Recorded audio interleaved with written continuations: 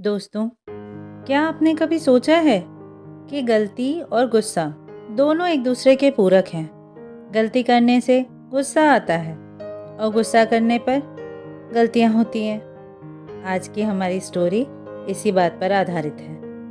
वकील गौरी शंकर जी द्वारा सुनाई हुई एक घटना। एक दिन मैं अपने ऑफिस में बैठा हुआ था। एक आदमी दंदनाता हुआ अंदर घुसा। हाथ में कागजों के बंडल, धूप में काला हुआ चेहरा, बढ़ी हुई दाढ़ी, सफ़ेद कपड़े जिनमें पांचों के पास मिट्टी लगी थी। उसने कहा, उसके पूरे फ्लैट पर स्टे लगाना है। बताइए क्या क्या कागज चाहिए, क्या लगेगा खर्चा। मैंने उन्हें बैठने को कहा। रामू, पानी दे इधर, मैंने आवाज़ लगाई। वो कुर्सी पर बैठे। उनके सारे कागजात मैंने देखे, उनसे सारी जानकारी ली। आधा पौना घंटा गुजर गया।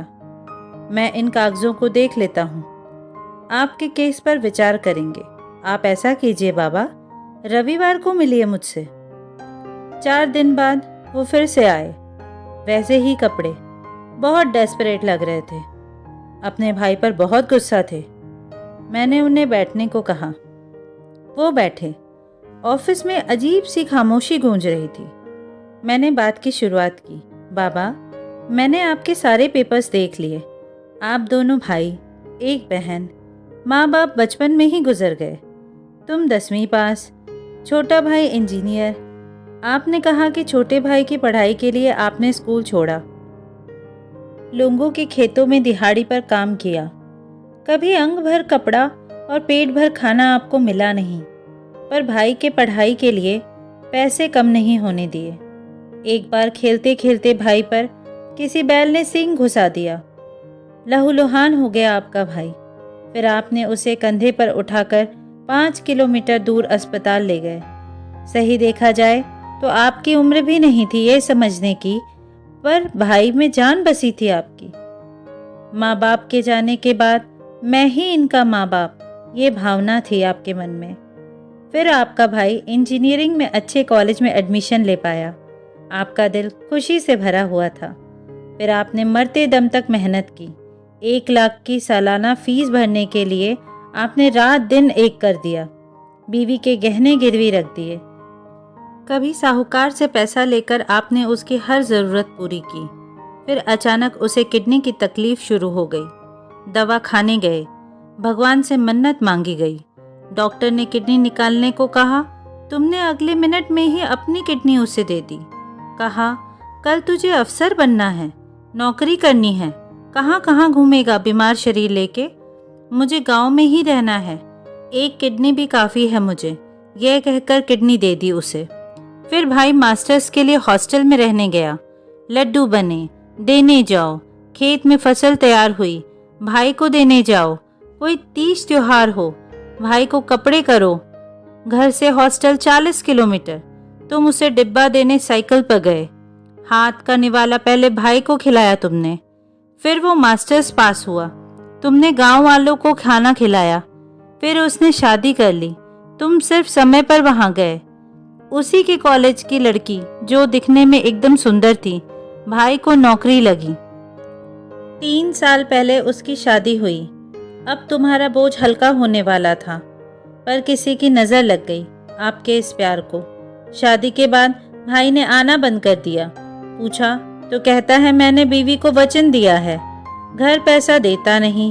पूछा तो कहता है कर्जा सिर पे है। पिछले साल शहर में फ्लैट खरीदा, पैसे कहाँ से आए। पूछा तो कहता है कर्ज लिया है। मैंने मना किया तो कहता है भाई तुझे कुछ नहीं मालूम, तू निरा गंवार ही रह गया। अब तुम्हारा भाई चाहता है कि गांव की आधी खेती बेचकर उसे पैसा दे दे। इतना कह के मैं रुका। रघु की लाई चाय की प्याली मैंने मुंह से लगाई। तुम चाहते हो भाई ने जो मांगा वो उसे ना देकर उसके ही फ्लैट पर स्टे लगाया जाए, क्या यही चाहते हो तुम। वो तुरंत बोला, हाँ। मैंने कहा, हम स्टे ले सकते हैं, भाई की प्रॉपर्टी में हिस्सा भी मांग सकते हैं, पर तुमने उसके लिए जो खून पसीना एक किया है वो नहीं मिलेगा। तुम्हारी दी हुई किडनी वापस नहीं मिलेगी। तुमने उसके लिए जो जिंदगी खर्च की है वो भी वापस नहीं मिलेगी। मुझे लगता है इन सब चीज़ों के सामने उस फ्लैट की कीमत शून्य है। भाई की नीयत फिर गई, वो अपने रास्ते चला गया। तुम भी उसी कृतज्ञ राह पर मत जाना, वो भिखारी निकला। तुम दिलदार थे, दिलदार ही रहो। तुम्हारा हाथ ऊपर था, ऊपर ही रखो। कोर्ट कचहरी करने के बजाय बच्चों को पढ़ाओ लिखाओ। पढ़ाई करके तुम्हारा भाई बिगड़ गया, इसका मतलब बच्चे भी ऐसा करेंगे? ये तो नहीं होता। वो मेरे मुंह को ताकने लगा, उठ के खड़ा हुआ, सब कागजात उठाए और आंखें पोंछते हुए कहा, चलता हूँ वकील साहब। उसकी रुलाई फूट रही थी और वो दिख न जाए ऐसी कोशिश कर रहा था। इस बात को अरसा गुजर गया। कल वो अचानक मेरे ऑफिस में आया। कलमों में सफ़ेदी झांक रही थी। उसके साथ में एक नौजवान था, हाथ में थैली। मैंने कहा, बाबा बैठो। उसने कहा, बैठने नहीं आया हूँ वकील साहब, मिठाई खिलाने आया हूँ। ये मेरा बेटा है, बेंगलोर रहता है, कल ही गांव आया है। अब 2 मंजिला मकान खरीद लिया है, वहाँ 2 प्लॉट भी खरीद लिया है। मैं उसके चेहरे से टपकते हुए खुशी को महसूस कर रहा था। वकील साहब, आपने मुझे कहा कोर्ट के चक्कर में मत पड़ो। गांव में सब लोग मुझे भाई के खिलाफ उकसा रहे थे। मैंने उनकी नहीं, आपकी बात सुन ली।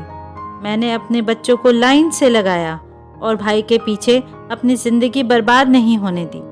कल भाई भी आकर पांव छू के गया, माफ़ कर दो मुझे, ऐसा कह गया। मैंने सोचा इस गरीब को अच्छी सलाह देकर मैंने अच्छा कार्य किया है।